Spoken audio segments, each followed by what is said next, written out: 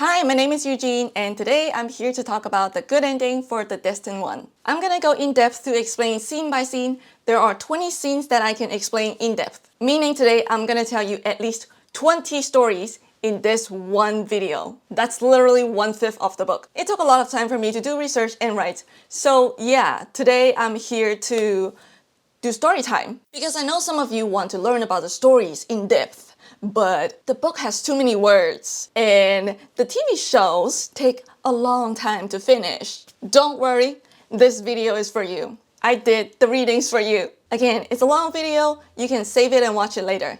A detailed timestamp is available in the description box. This video is divided into mainly 5 parts. Brief explanation of the Chapter 6 animation, the art direction of Chapter 6 animation, story time, differences between the book and the TV adaptations, which TV adaptations would I recommend, and monkey form martial arts. Let's start with part 1. The Chapter 6 animation opens with a conversation between Wukong and Erlang. Erlang taunts Wukong, pointing out the tightening headband has always been on his head. If you get this ending, which means you already knew that Erlang is only pretending to act against Wukong in front of other celestial gods. He pretends to form allegiance to the gods. Wukong then said that he's going to show us how to remove the headband. And then, we see flashbacks of Wukong's journey to the west in reverse order. The animation begins with Wukong achieving Buddhahood, then traces back through the 81 ordeals, ending at his first crash of the Celestial Palace alongside his sworn brothers. In this scene, you can see the shift in color temperature as Wukong sets down his wine bowl, signaling the transition from flashbacks to the present timeline. The monkey we see now is the Destined One with Wukong's mind, and this marks the return of the Great Sage. The Great Sage takes his staff from his ear and leaves his cave. We don't know where he's heading toward, but one thing for sure, he is now free to follow his own will. Perhaps he's off to crash the Celestial Palace once again, or maybe he's heading there to rescue the 4th sister from the Webbed Hollow. If you don't understand what I'm talking about, you have missed a secret fight. Yeah, I mentioned it in my last video that she was kidnapped. Notably, the 4th sister was kidnapped by a crane from the Celestial Palace. He took her back to the heavens to make into elixirs. I guess some of you have this one question after watching the animation. Is the monkey we're seeing Wukong or the Destined One?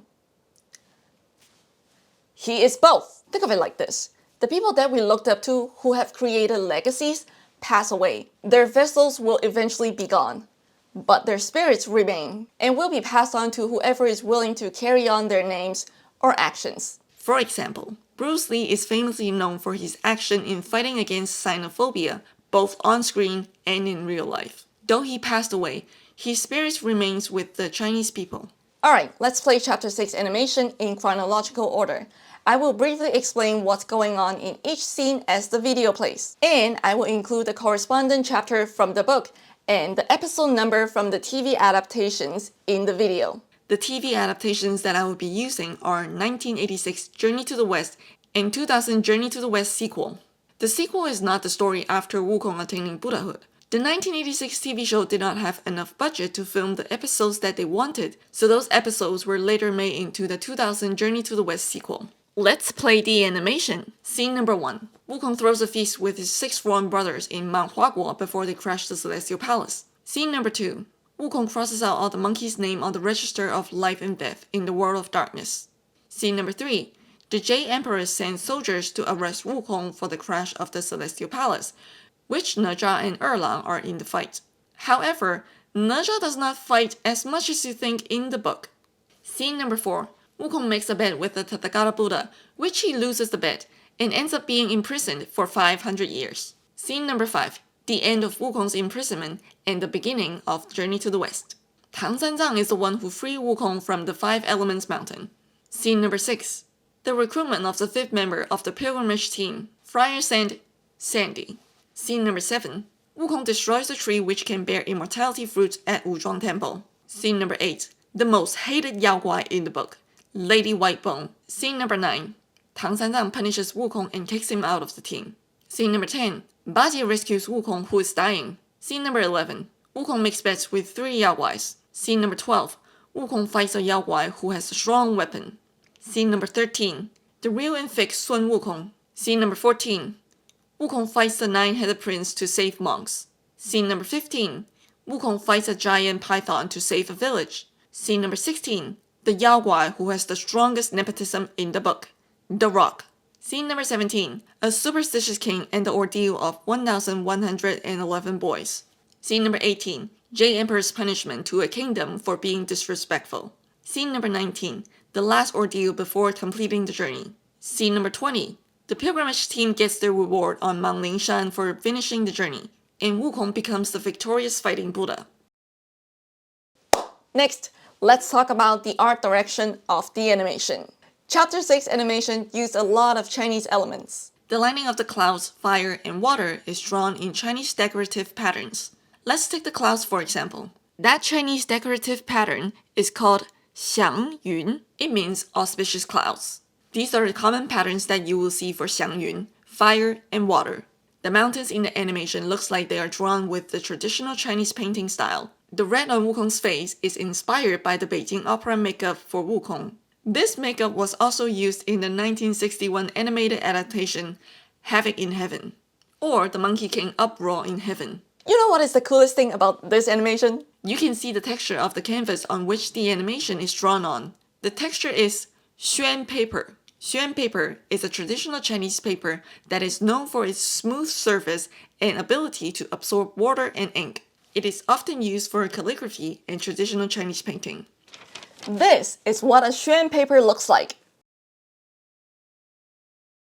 When you apply ink to a xuan paper, it creates a slight blur effect with the ink spreading across the surface. And this is because the paper is good at absorbing water and ink. This is my calligraphy, and this is what it looks like when you apply ink on a xuan paper. Let me put it closer. Do you see the ink is spreading over the surface? That's what it looks like. This effect varies depending on the type of xuan paper you use. You can see this effect in the animation. In some scenes, it's more obvious than in others. Alright, let's go to story time. I'm gonna explain chapter 6 animation in a reverse order. I will try to keep each story succinct, which means sometimes I'll leave out certain details and not tell you. That way, you can still enjoy the book when you read it yourself. Scene number 1 to scene number 5 are tightly connected, and from scene number 6 onward, they are individual ordeals. Before I start explaining the story in scene number 1, I'll need to give you a quick summary of Wukong's birth and the events leading up to scene number 1.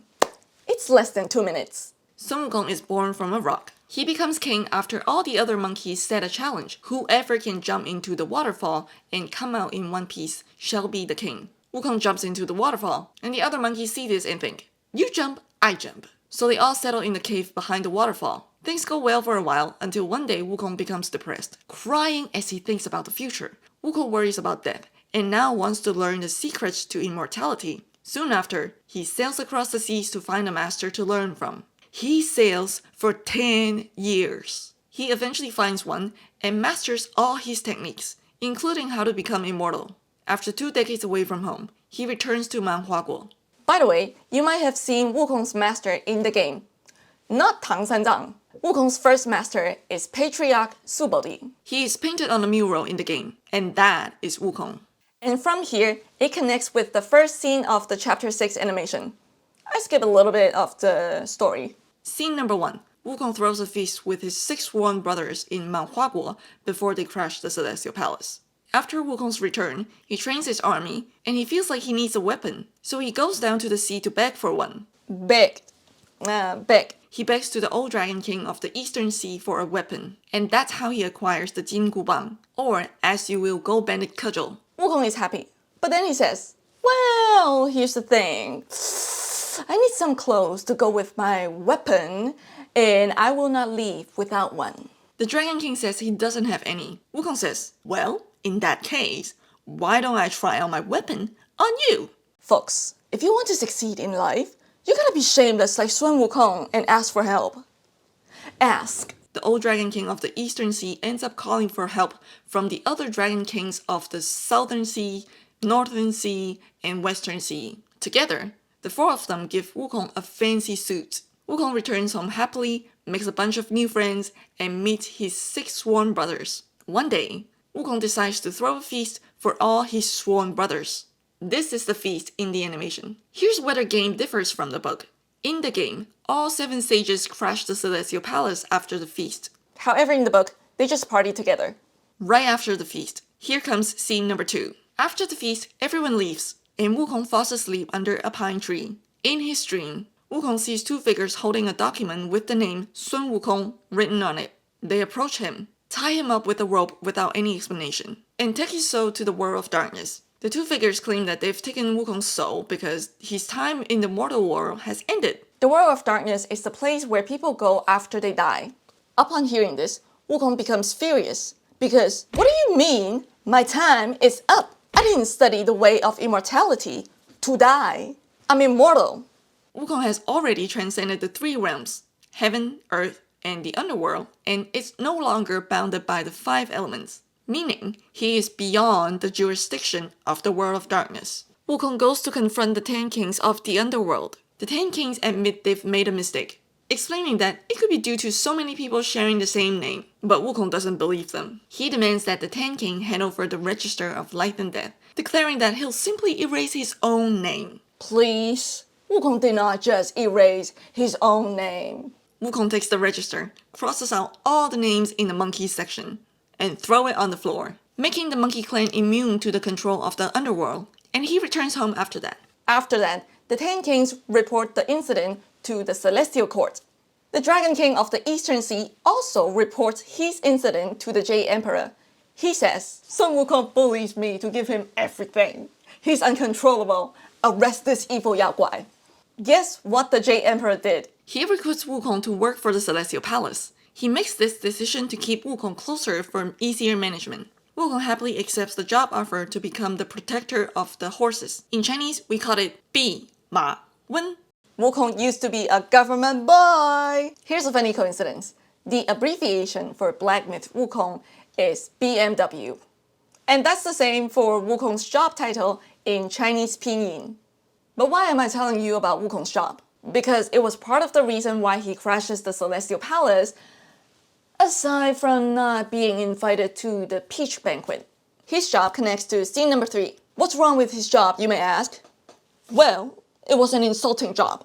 Unlike any TV adaptations, the book version of Wukong takes his job seriously. Wukong is not sleeping neither by day nor by night. He looks after the animals with great diligence, and he raises those heavenly horses to be fat and plump. One day, Wukong asks the gods about the importance of his job, only to find out his job is considered low and unimportant. How can he stand such humiliation? So he says, "F this job," and returns to Mount Huaguo, declaring himself the great sage equaling heaven. Does anybody here feel like you can relate to Wukong on this? Raise your hands if your company does not know how to use a good talent like you, and they put you in some stupid position. Now you know why so many people love Wukong, because he somewhat represents us.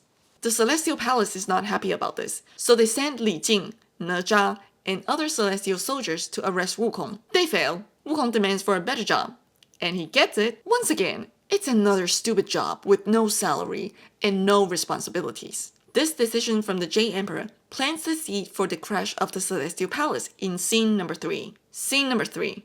The Jade Emperor sends soldiers to arrest Wukong for the crash of the Celestial Palace. The crash in the game differs from the one in the book. In the game, Wukong crashes the Celestial Palace with all his sworn brothers because he doesn't like the way the gods do things. In the book, he crashes the palace on his own because he's not invited to a peach banquet. Remember not long ago, I mentioned that Wukong takes the stupid job offer for the second time? Because of the nature of that job, Wukong has too much free time, so he just makes friends all day long in the heaven. The Jade Emperor doesn't like that, because he is afraid Wukong might cause troubles. So he sends Wukong to look after the peach orchard, where the peaches can grant immortality. That is the stupidest decision I have ever heard.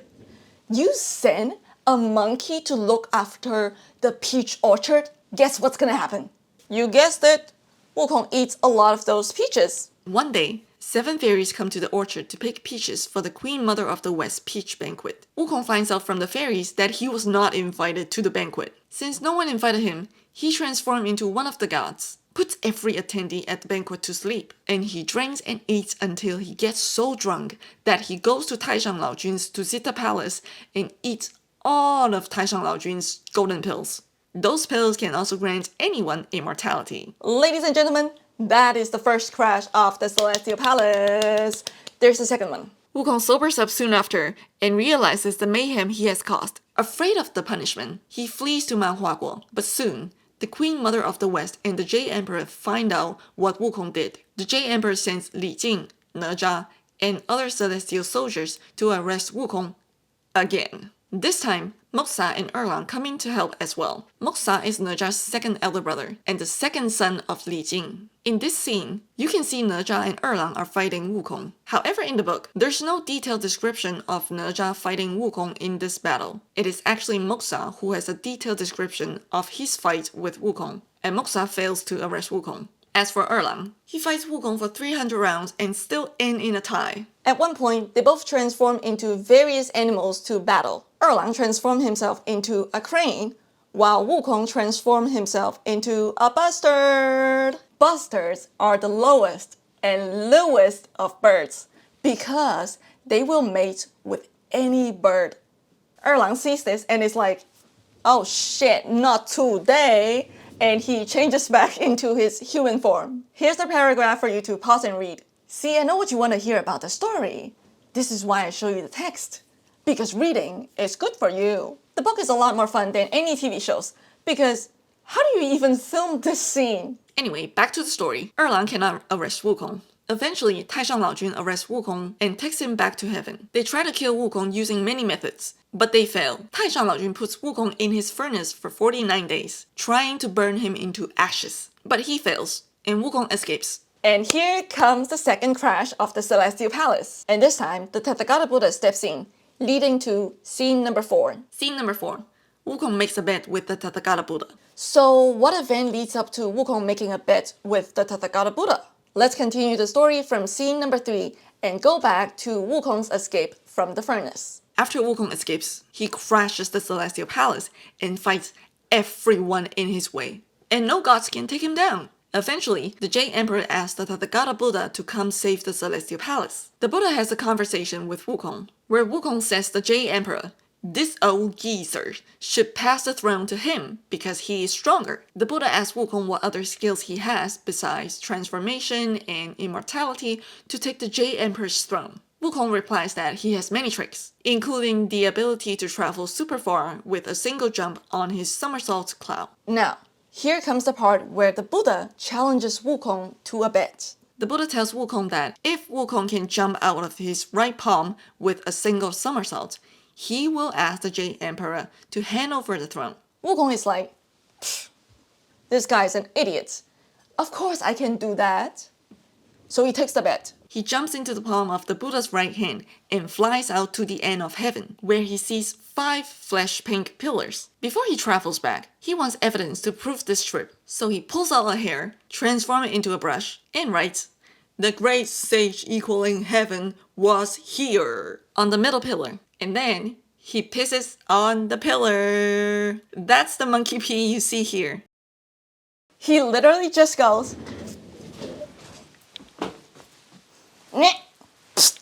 Run the clip back in slow motion.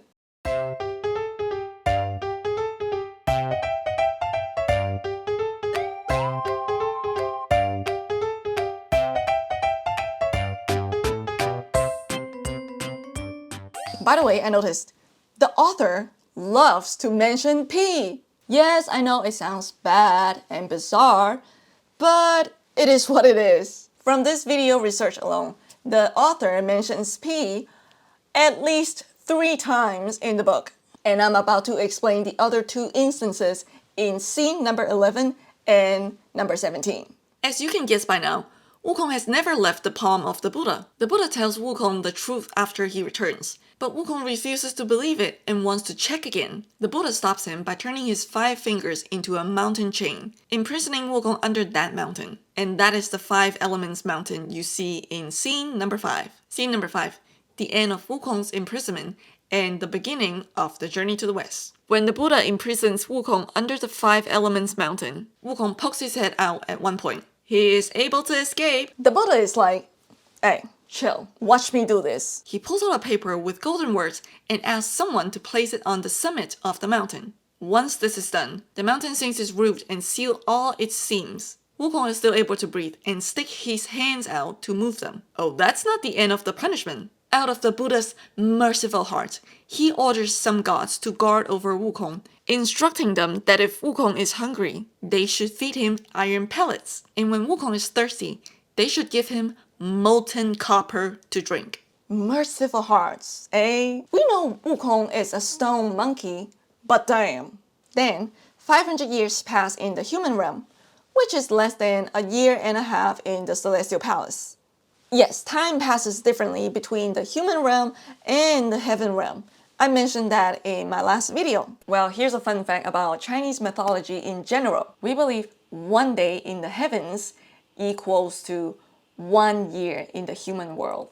After 5 centuries, the one who is destined to rescue Wukong appears, Tang Sanzang.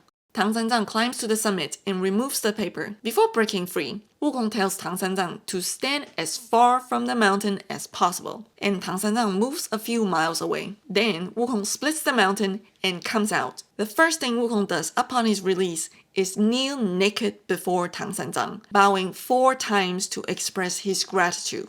Here's a side note. In the book, when someone becomes a Buddhist, they will get a Buddhist name or Dharma name. Wukong's name is a Buddhist name already, and it is given by his first master. The meaning of Wukong's name is awakened to emptiness. The meaning behind his name is to smash foolish emptiness. He had to be awakened to emptiness. If you're still confused by the meaning of this sentence, basically it means if you want to be less foolish, you must achieve a higher level of awareness, and that level is understanding the true emptiness. After seeing Wukong, Tang Sanzang gives Wukong a new name, Sun the Novice. His name appears much more frequently in the Chinese version of Journey to the West, and that name in Chinese is Sun Xingzhe. The English translation of Sun Xingzhe missed a chance to make his name fabulous. Personally, I think Sun the Walker is a much better translation because Xing means walk and Zhe means person, and when you put them together, it is Sun the Walker. Bam, bam, bam, bam, bam, bam, bam, bam, bam. Tang Sanzang also gives a new name to the pig in the team, which is Bajie. Wukong is not the only one in the team with a Buddhist name. His 2 teammates also have them as well. Bajie's Buddhist name is Wu Neng, and Sandy's is Wu Jing. Alright, some of you are confused. Who is Sandy? We don't see him in the game. Yeah, because he is the second most inconspicuous character in the entire team. We're gonna talk about him now because he is in scene number 6. Scene number 6. The recruitment of the 5th member of the pilgrim team, Friar Sand, or Sandy. I believe this name is more popular in the English community. You might be wondering, 5th member? I only see 4 members here. Well, one of the members is the white horse. Also, that is not a regular horse. That's a dragon. What? Yes, he's a dragon. By the way, we call Chinese dragon as long. Alright, let's have 2 quick cultural lessons here. Lesson 1. Chinese dragons live in the sea, and they control the water. They can fly into the sky, but they don't live in the celestial palace. Lesson 2.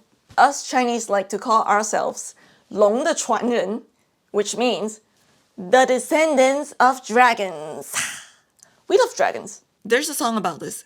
Just search 龙的传人 and you will find it. Let's get back to the 3rd member, White Dragon Horse. He disobeyed his father, and Guan Yin sent him to join the pilgrimage, where he has to remain in his horse form for the entire journey. Only on a few occasions does he refer to his original form. By the way, he eats Tang Sanzang's first ordinary horse in scene number 5. Now, let's return to scene number 6, where Sandy joins the team. After passing through the Yellow Wind Ridge, the same one you see in chapter 2, Tang Sanzang and his disciples struggle to cross a river. The current is strong. There's no boat, and a yaoguai is blocking their path. That yaoguai is Sandy. Sandy has red hair, an indigo face, and wears 9 skulls around his neck. Bajie fights Sandy for 20 rounds, but it ends in a draw. Wukong then joins the fight and manages to drive Sandy back into the river, yet they still can't subdue him. Wukong decides to seek help from Guan Yin, hoping to capture Sandy and have him help them cross the river. Guan Yin explains that she has already persuaded Sandy to protect Tang Sanzang on his journey to the west. However, since Wukong and the others haven't told Sandy about this, they end up fighting. Guanyin gives Wukong a red gourd and sends her disciple, Moxa, to accompany Wukong in calling Sandy out from the river to formally submit to Tang Sanzang. After submitting, Sandy uses the red gourd and his 9 skulls to make a boat to help Tang Sanzang cross the river. The river crossing scene appears on the cover of the English version of the book. Aside from the horse, there are 5 figures on the cover. The extra person is Moxa. This image isn't entirely accurate to the book, as the 9 skulls are arranged in a circle rather than in the 9宫格 layout. 9宫格 layout divides the space into a 3x3 grid like this. There's a translation error in the book about this part. It says, thread his 9 skulls on a string like the sacred palaces. It's not sacred palaces, it's 9宫格. By the way, Sandy isn't just some random yaoguai from the human realm. Just like Bajie, he used to work for the Celestial Palace. Originally, he was the curtain-lifting general there. However, he was banished to the human realm for breaking a crystal container that looks like a bowl or goblet. In Chinese pinyin, it's called Liu Li Shan. And this is what it looks like. Let's get into scene number 7. Scene number 7. Wukong destroys the tree which can bear immortality fruits at Wuzhuang Temple. There's more than one way to achieve immortality. One of them is by eating the fruits from a special tree at Wuzhuang Temple. In this scene, Wukong destroys the tree out of anger, which is why he later has to save it. Wukong and his team encounter 2 young disciples, Qingfeng and Ming Yue, at the Wuzhuang Temple on the mountain of infinite longevity. Although they look like kids, they're actually 1,320 years old and 1,200 years old, respectively. Oh, whoa! Drop the skincare routine right now. What kind of skincare do they use? Oh, I'll tell ya. It's these fruits from the tree. This is a special ginseng tree. So, what's special about these fruits? Well, they grant you longevity. Just smelling the fruits lets you live for 360 years, and if you eat one, you can live for 47,000 years. But here's the weird part, and I think you have noticed it too. Why are the fruits shaped like newborn babies? Oh, it gets even stranger. Not only do they look like babies, but they also have limbs and sense organs. The 2 kids offer Tang Sanzang 2 fruits, but since they look so strange, Tang Sanzang is too frightened to eat them. That night, Bajie urges Wukong to steal some. Bajie is like, hey, do you wanna steal some fruits for us? Since you're so good at getting away with it? Wukong's like, easy peasy, lemon squeezy. I'll do it for you. Later, Wukong, Bajie, and Sandy secretly eat the fruit. Here's a fun fact about the fruits. They are afraid of the 5 elements. The 5 elements in Chinese culture are metal, wood, water, fire, and earth. When Wukong knocks down the first fruit, it goes straight into the ground because the ground is made of earth. When the kids find out what happens, they scold the pilgrimage team. Angry at being scolded repeatedly, Wukong strikes the tree with his staff, pushing it down and sending all the fruits into the ground. Later, when the kids discover that the tree has been toppled, they become even angrier and scold the pilgrimage team again that night. Wukong then decides that they should flee during the night, and they do. The kids' master, Zhenyuan Daxian, aka Zhen Yuanzi, returns to Wuzhuang Temple from the Celestial Palace and learns about what happens from the kids. So he decides to capture the pilgrimage team and bring them back to the temple. And he succeeds. Zhenyuan Daxian ties them up and flocks Wukong with a whip. Wukong is fine, don't worry about him. Wukong and his team manage to escape again that night. But Zhenyuan Daxian captures them, succeeding for the 2nd time. After 2 failed escape attempts, Wukong finally resolves to save the tree. He seeks help from many gods, but none know how to save the tree. Eventually, he returns to Guanyin, using the sweet dew from her pure face. Guanyin brings the tree back to life. Grateful for Wukong's efforts, Zhenyuan Daxian makes peace with him, and the 2 become sworn brothers. Let's get into scene number 8. Scene number 8. The most hated yaoguai in the book. Lady Whitebone, or Baigujing. This is the most heart-wrenching story you will ever hear in the entire journey to the West.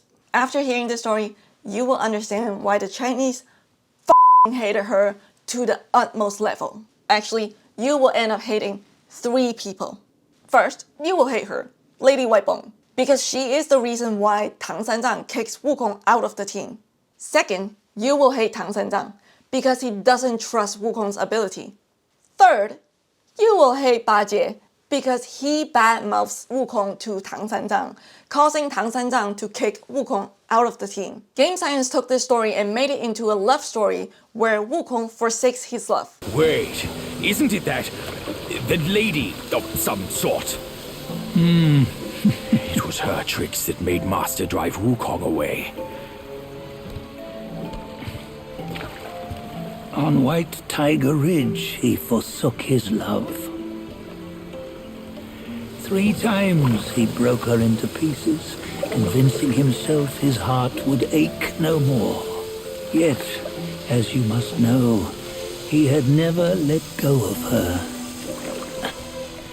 Otherwise, he wouldn't have been so eager to get away from the Buddhahood he attained. I understand innovation comes from rewriting stories, and I see why Game Science makes this change. They most likely get their inspiration from the movie A Chinese Odyssey, where Wukong is in love with Lady Whitebone. You want to know how the Chinese feel about this change? We hate it. Let's set one thing clear. Homeboy Wukong does not have a lover. He is never involved in any love affairs. Wukong is a career-driven man. Now let's talk about this beautiful yaoguai, Lady Whitebone. I believe Game Science is trying to use this name because Bajie says, Isn't it that lady of some sort? so we're going to use this name to tell this story from now on. Depending on the English translation, you may get Whitebone Spirit, which is the literal translation of her much more commonly known name in Chinese, Baigujing. Lady Whitebone's true form is a skeleton, and that explains her name. Here's a cultural lesson. The name Baigujing can be used as an insult for people who are way too skinny. For example, look at you, so skinny that we can only see your bones. You look like Baigujing. Sometimes the name Baigujing can also be used as a compliment, but usually I feel like it's more negative than positive. Her name is not the only name from the book that can be used as an insult. If you want to insult someone who is ugly, you can say, you look like Zhu Bajie. This insult means you're 100% ugly. Like a pig. Let's get back to Lady Whitebone. After the pilgrimage team leaves Wuzhuang Temple, they come to a place called White Tiger Ridge, where they encounter Lady Whitebone. Lady Whitebone wants to eat Tang Sanzang's flesh, because it was believed that just a small piece of Tang Sanzang's flesh could grant longevity. So she transformed into a beautiful young woman and carries a pot of food to deceive Tang Sanzang while Wukong is out of sight looking for food. However, Wukong, who has just returned from picking peaches, sees through her disguise and kills her physical form. Her spirit manages to escape, but no one in the team knows that Lady Whitebone's spirit has escaped except Wukong. So, Tang Sanzang thinks Wukong has killed an innocent person. Wukong says, calm down, master.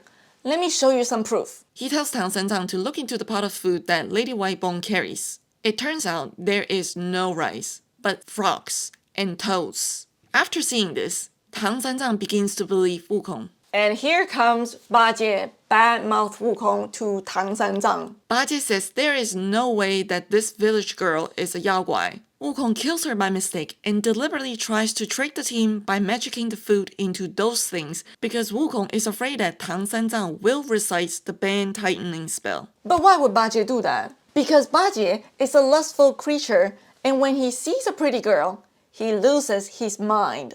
Bajie's words bring blindness back to Tang Sanzang. He punishes Wukong by reciting the band tightening spell. And for the first time, he kicks Wukong out of the team. Wukong begs to stay to repay his debt of gratitude. Remember, Wukong has always been grateful to Tang Sanzang for setting him free from the Five Elements Mountain. After hearing Wukong's plea, Tang Sanzang forgives Wukong but warns him that if he misbehaves again, he will recite the band tightening spell 20 times. Wukong promises not to hit anyone again. By anyone, Wukong means any human. Yaoguai,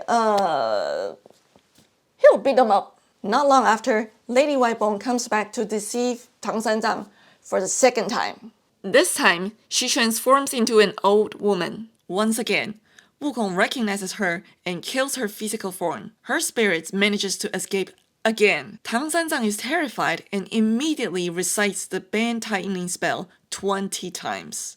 Wukong is in grave pain, rolling on the ground and begging for mercy. But Tang Sanzang accuses him of killing another human. Wukong explained that he just killed a yaoguai, not a human. But Tang Sanzang doesn't believe him and insists on sending him away. And Bajie bad-mouths Wukong again. This time, Wukong agrees to leave, but he asks Tang Sanzang to recite the band loosening spell to remove the headband. Tang Sanzang says that he does not know that spell because Guan Yin has never taught him. Wukong suggests that if that's the case, they should continue the journey together. Reluctantly, Tang Sanzang agrees and forgives Wukong, but he warns Wukong not to commit murder again. Wukong promises again. Not long after, Lady Whitebone comes back to deceive Tang Sanzang for the third time. This time, she transforms into an old man, and once again, Wukong recognizes her and kills her. However, this time, he kills both her physical form and her spirit. Tang Sanzang is once again frightened and prepares to recite the band tightening spell. Wukong stops him and asks Tang Sanzang to look at the remains. When Tang Sanzang does, he sees only a pile of bones. Wukong explains that this time he has killed the yaoguai's true form, which is why there is no corpse, only skeletons. Tang Sanzang is half convinced, but guess what? You guessed it right. Bajie, once again, bad-mouths Wukong by casting doubt. Bajie claims that Wukong has killed a human. And guess what happened next?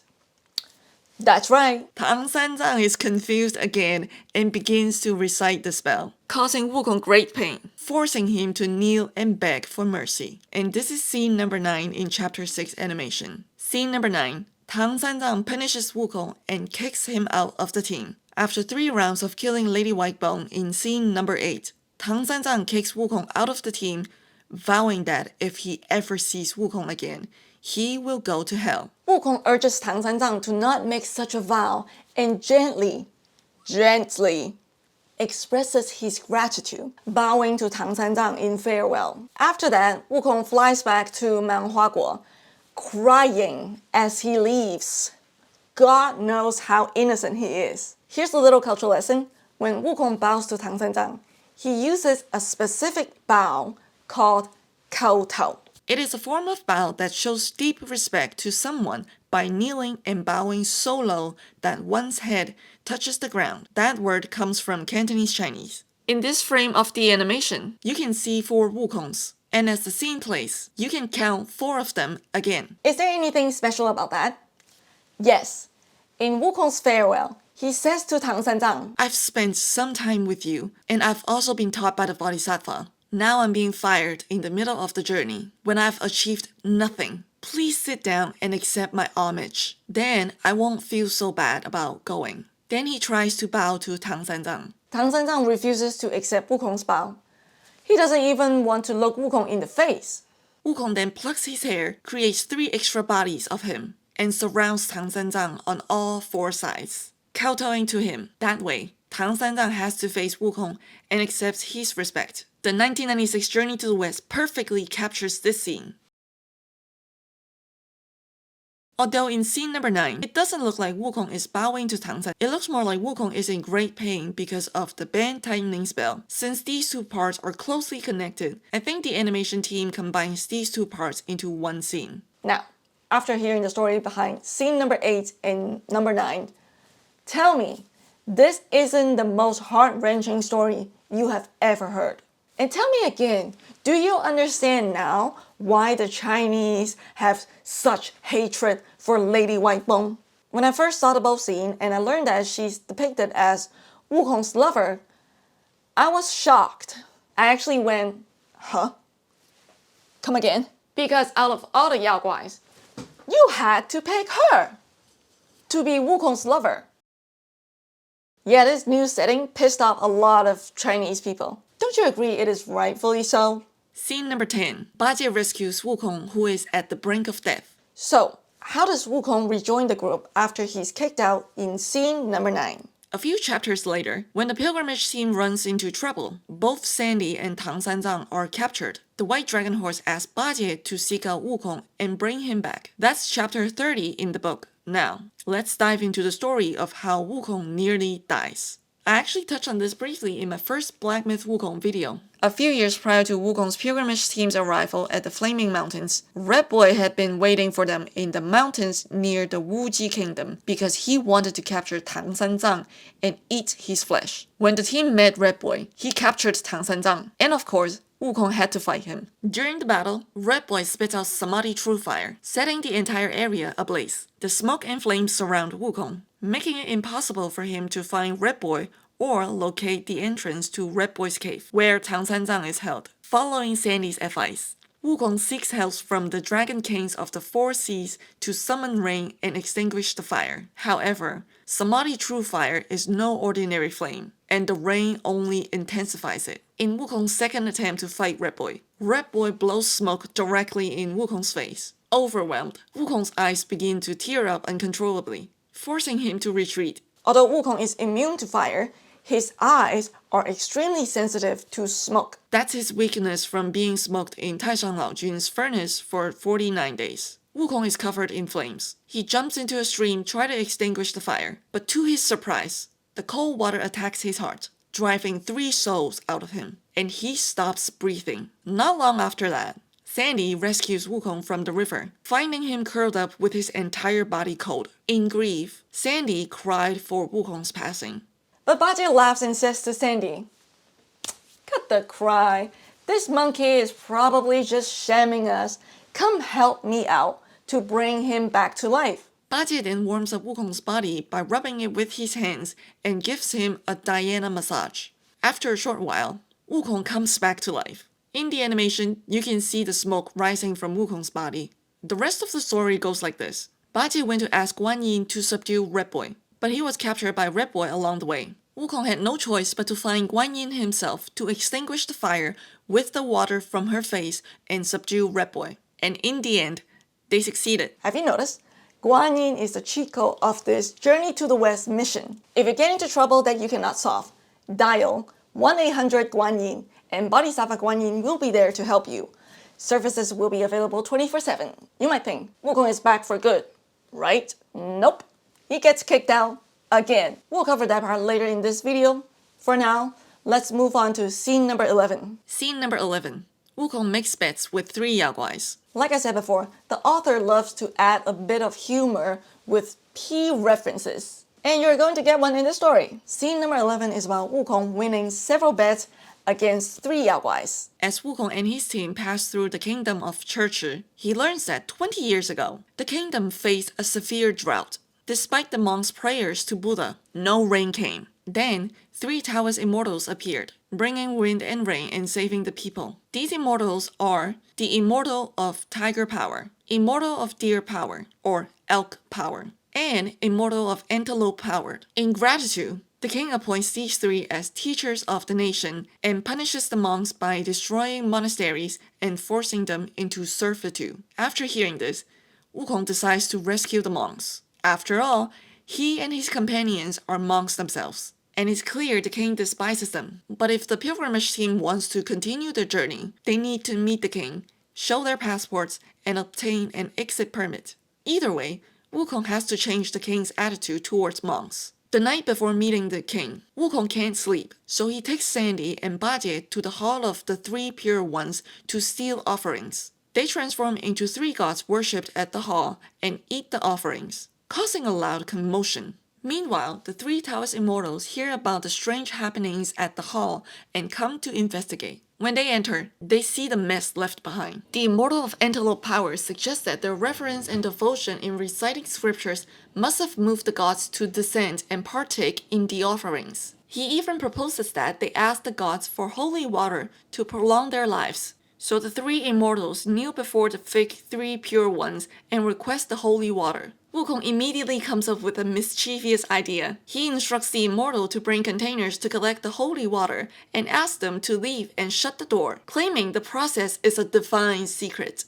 Once they're alone, Wukong, Sandy, and Bajie pee into the containers. When the immortals return, they drink the so-called holy water. Naturally, they notice an odd smell. Shortly after, Wukong reveals his true identity, and he and his brothers leave and return to sleep. The next morning, the pilgrimage team goes to see the king to arrange their travel paperwork. The three immortals recognize Tang Sanzang's disciples as the troublemakers from the night before and report that incident to the king, including how Wukong freed many monks. The king is furious and plans to execute the four of them. However, Wukong argues there's no proof and insists they are being falsely accused. The king hesitates, and just then, 30 to 40 people gather outside the palace, begging for rain. The king takes this opportunity and explains why the kingdom of Ch.6 reveres Taoism and persecutes Buddhism. He challenges Wukong to a rain praying contest against the immortals.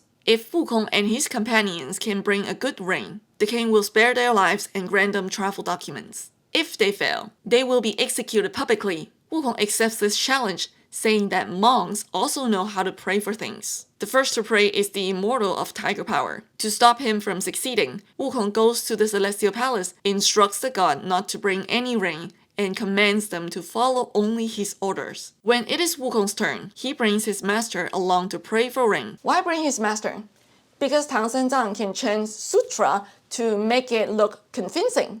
Wukong knows how to bring showsmanship while kicking ass. After Tang Sanzang finishes chanting, Wukong points his staff to the sky 4 times. When Wukong points his staff for the first time, wind begins to blow. The second time, clouds gather. The third time, thunder and lightning strike. And the fourth time, rain pours down. Wukong lets the rain fall for several hours, then points his staff to the sky for the 5th time, and the sky immediately clears up. In the animation, this scene seems to capture the 3rd time Wukong points his staff because, by the 3rd gesture, thunder and lightning should follow. Seeing the rain, the king is very pleased and agrees to let the team proceed. However, the 3 immortals aren't satisfied with the outcome, as they feel they've lost face. They ask the king for another challenge against the pilgrimage team, leading to 2 more rounds, which the pilgrimage team also wins. At this point, you would think the 3 immortals would learn their lesson and stop.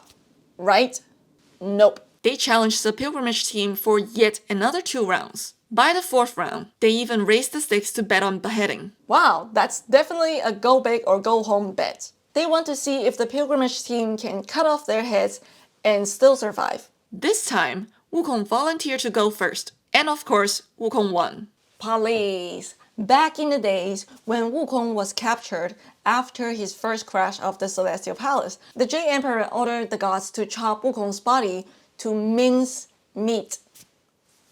The gods tried to slice Wukong with axes, cut him with swords, but they were unable to inflict a single wound on him. Let's go back to the beheading challenge. When the executioners behead Wukong, they kick his head away, and the immortal of tiger power holds Wukong's head down, refusing to give it back. Wukong is like, fine, I'll just grow a new one from my neck. The king is thrilled with the result and grants the pilgrimage team their travel documents, but Wukong insists on seeing the immortal of tiger power get beheaded. So the show continues. When the executioners chopped off the immortal's head, they kicked it away too. The immortal tries to call his head back by saying, "Come here, head." But this time, Wukong has his revenge. As soon as the head is off, Wukong pulls out a hair and transforms it into a dog. The dog picks up the immortal's head and drops it into a mope. The immortal of tiger power doesn't have Wukong's skill to regrow a head, so after 3 desperate tries to call it back, he dies, and his body reverts to a headless tiger. They take gambling your life away by literal meaning. The challenge goes on for 2 more rounds. Eventually, all 3 immortals die, and the king realizes they were actually yaoguais. Wukong advises the king to honor both Buddhism and Taoism from now on, and the king accepts this advice. After all, Wukong's goal is to restore the monk's reputation and status in the kingdom. Let's move on to scene number 12. Scene number 12. Wukong fights with a yaoguai who has a strong weapon. This story shows you the harsh reality of nepotism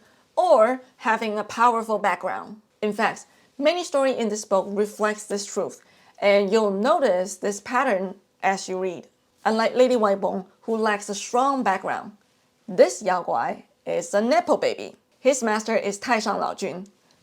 But how does he end up in the human realm if he's from the Celestial Palace? In this story, Everyone from the team, except Wukong, is captured by this yaoguai. When Wukong fights this yaoguai, his staff is taken away. He realizes this yaoguai is likely not from the human realm. So, he rushes up to the celestial courts to report it to the Jade Emperor. The Jade Emperor asks among the gods to find out who went down to the human realm, but there's no answer. Then, the Jade Emperor instructs Wukong to choose some celestial soldiers to help subdue the yaoguai. Wukong selects Li Jing, Naja, and a few other gods. When Naja fights the yaoguai uses his white ring to take Naja's weapons, forcing Naja to flee empty-handed. So how are they going to defeat this ring? Wukong thinks they should throw something the ring cannot take away, and Li Jing suggests water and fire. Since these are elements, this time, Wukong heads up to the Celestial Palace to seek help from the Star Lord of Fire. However, when the Star Lord of Fire fights the yaoguai,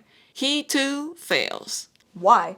Isn't the ring unable to take away fire? That's right, but it can take away the weapons that create fire. The Star Lord of Fire tries to fight the yaoguais using various fire-based weapons. One of these is a sword, as shown in Chapter 6 animation here. This is how we also know the red hair figure isn't Sandy, but actually the Star Lord of Fire, as Sandy doesn't use a sword. And also, Sandy's headband is missing in this scene. All of the Star-Lord's fire weapons and creatures are taken away as well. Then, Wukong seeks help from the Star-Lord of Water, but he also fails. The thing is, Wukong knows this yaoguai's own abilities are subpar, but his ring is invincible. So how do you defeat a yaoguai with a powerful weapon?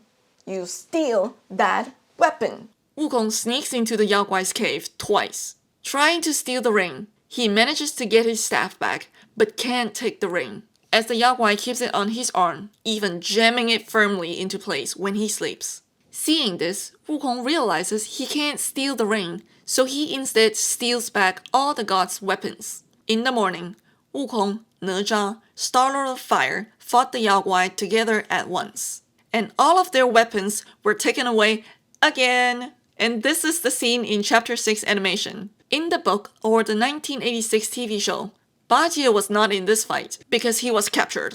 After losing their weapons, Wukong tells the gods he'll investigate the yaoguai's background. This time, he goes to ask the Buddha and explains the entire situation to the Buddha.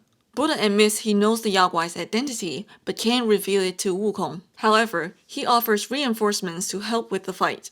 The reinforcements fail as well. They then inform Wukong that if they fail, Buddha said he should seek help from Taishang Laojun. So, Wukong goes straight to Taishang Laojun's residence, the Tusita Palace.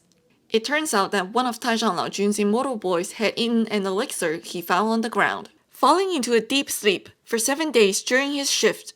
This lapse allowed the water buffalo to escape. The buffalo also stole the diamond jade bangle from Taishang Laojun. This was the white ring. Incidentally, this is the same ring that Taishang Laojun used to knock out Wukong and capture him after the crash of the Celestial Palace. Wukong descends to the human realm with Taishang Laojun. Since Taishang Laojun is the master of the water buffalo, he easily retrieves the diamond jade bangle and takes the water buffalo back home.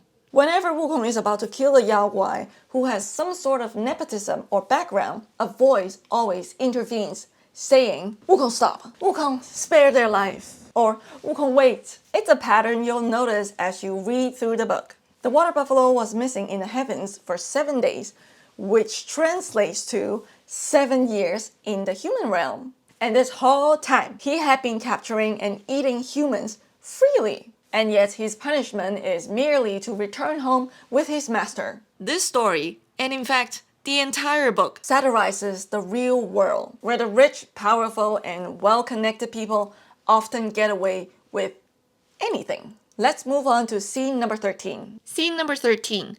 The real and fake Sun Wukong.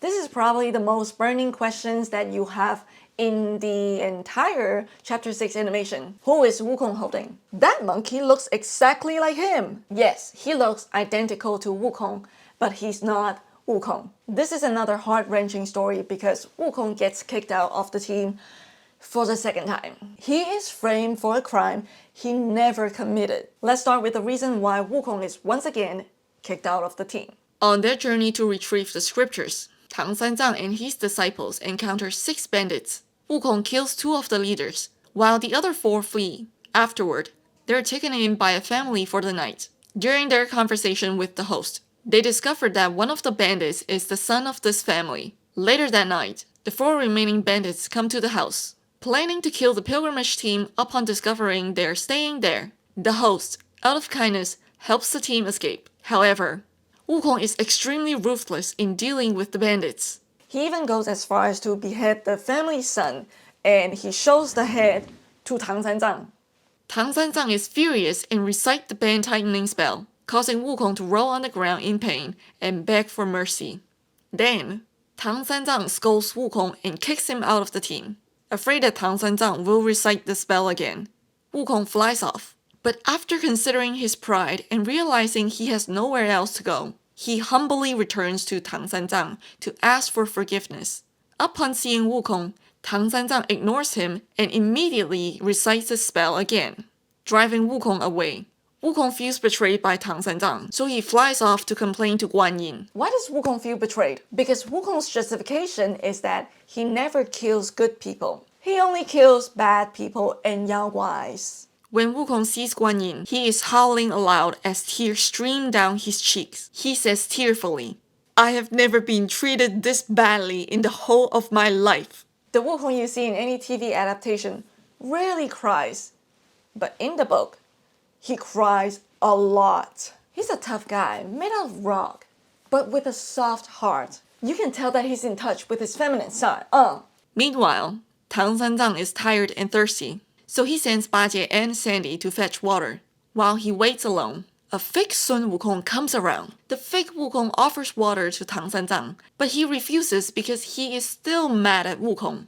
The fake Sun Wukong says, "Fine, stay mad," and knocks out Tang Sanzang with a staff, stealing their luggage. Later, the team sends Sandy to Mount Huaguo to retrieve their luggage. When Sandy arrives at the mountain, he encounters the fake Wukong. The fake Wukong doesn't recognize Sandy and even claims he is going to lead his fake pilgrimage team to retrieve the scriptures. That statement angers Sandy, so he runs off to find Guan Yin.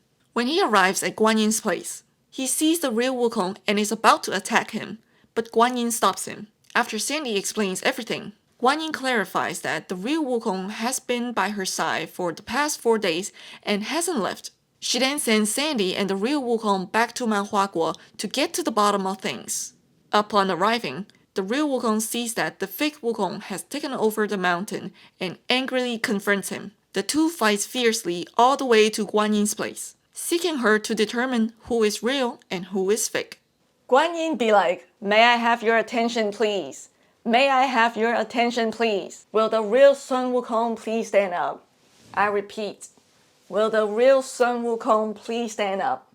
Now let me look at you two real close." Guan Yin even recites the band tightening spell, but she can't tell them apart. So she asks both Wukongs to go to the celestial courts to resolve the issue. The Jade Emperor orders Li Jing to bring out the demon-revealing mirror, but even the reflection in the mirror can't distinguish the two Wukongs. So how is the matter resolved? The two monkeys go to see the Buddha. The Buddha says there are 4 special kinds of monkeys in this world. The first kind is the intelligent stone monkey, where he can do all kinds of transformation, knows all about the seasons of heaven and earthly advantages, and can even move the stars and their constellations about.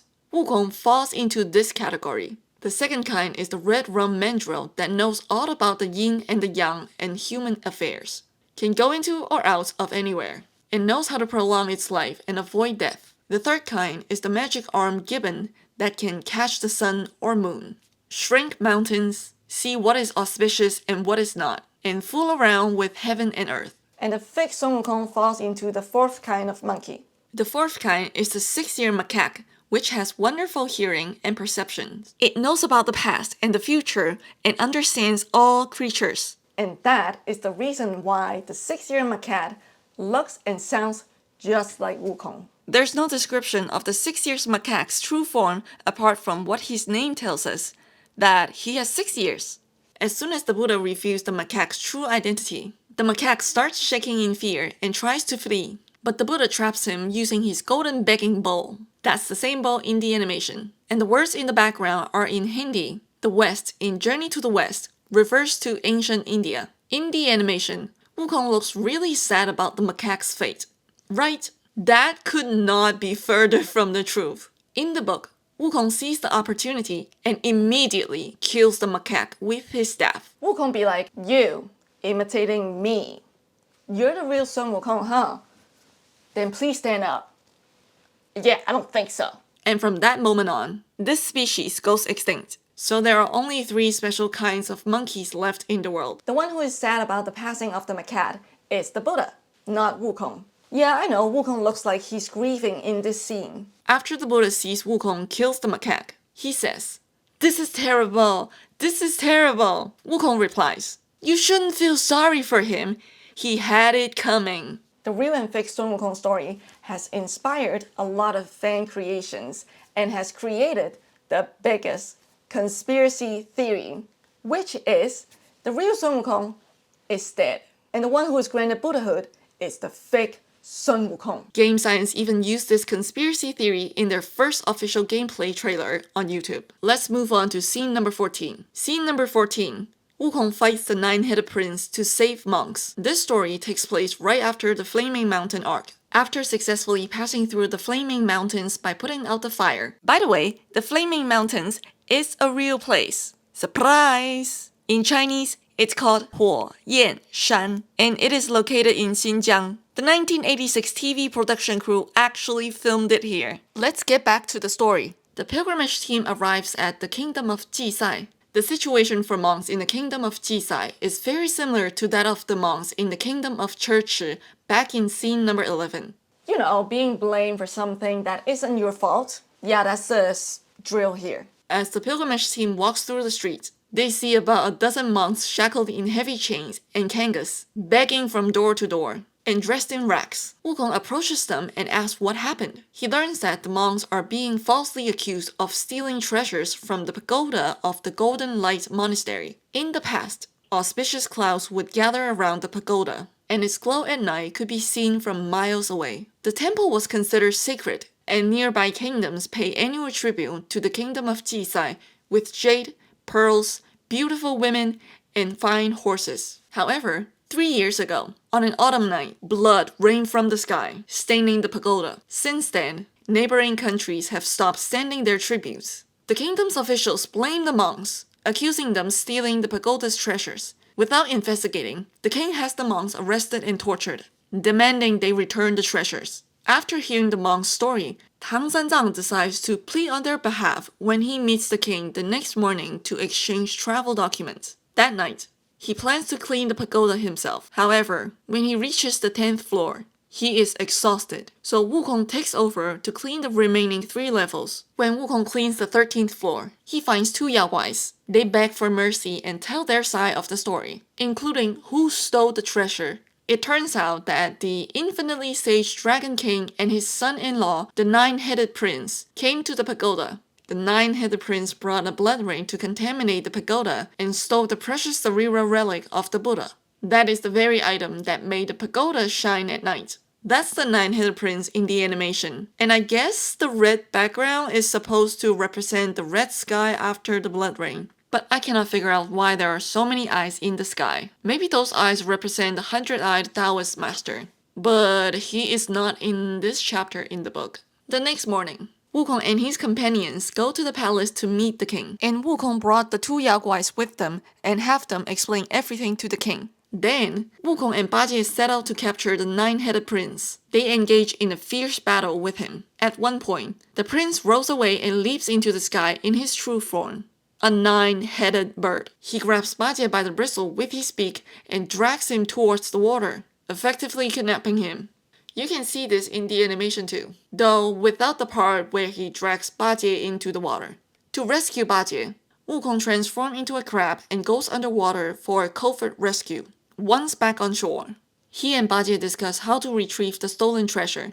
Just then, Erlang and his 6 brothers from Plum Hill happen to pass by, and Wukong asks Erlang for help in capturing the yaoguai. Why would Wukong ask Erlang for help? Well, Erlang fought Wukong 500 years ago when he tried to arrest Wukong after the first crash of the Celestial Palace. They went from enemies to lovers. enemies to brothers, sworn brothers. That's right, Wukong also has 7 sage sworn brothers, and Erlang is the eldest of them. So when many of you played the game and thought Wukong and Erlang were enemies, you may have been confused about why Erlang agrees to help him. The truth is, they are sworn brothers. Let's get back to the story. The day after asking for help, Erlang engages in a fierce battle with the 9-headed prince. During the fight, the yaoguai gets injured and flees in panic, and Wukong and the others choose not to pursue him. With the yaoguai gone, Bajie and Wukong dive underwater to retrieve the treasure. Wukong transforms into the 9-headed prince to deceive the infinitely sage princess and successfully recovers the Buddha's relic. He also captures the dragon wife and brings her back to the king as proof of their success. Wukong returns the relic to the pagoda, and the dragon wife is chained to the central column of the pagoda to watch over it forever. She agrees to this as a condition for Wukong sparing her life. That concludes this story. Let's move on to scene number 15. Scene number 15. Wukong fights a giant python to save a village.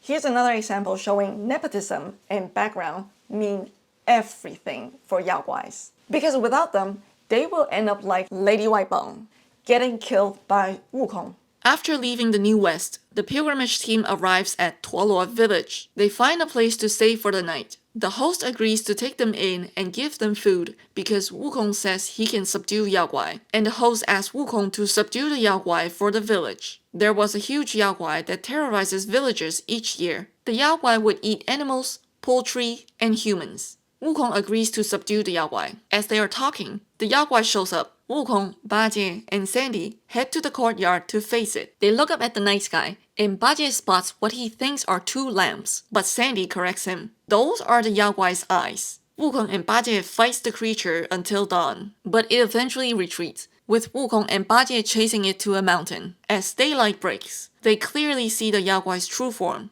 a giant red-scaled python. When Wukong and Bajie fight the monster for the second time, the python opens its mouth and tries to swallow Bajie. Bajie sees this and flees, but Wukong fiercely goes straight into the python's mouth and gets swallowed. In the animation, Wukong just opens the python's mouth and steps out. But in the book, it's much more intense. The python dies in a painful and brutal way. Do you know the cartoon Tom and Jerry? When Jerry eats a massive cheese, his body then turns into the shape of the cheese. Well, that is what Wukong does to the python with his staff. First, Wukong uses his staff to poke around the python's belly, and the python arches its body to a rainbow-shaped bridge. Then, Wukong uses his staff to push out the skin of the python's belly, and with the skin against the ground and python's head uplifted, Wukong makes it to look like a boat. Bajie then says, "It may look like a boat, but without a mast or sail, it wouldn't sail very well in the wind." Wukong replies, "Get out of the way, I will make it sail for you."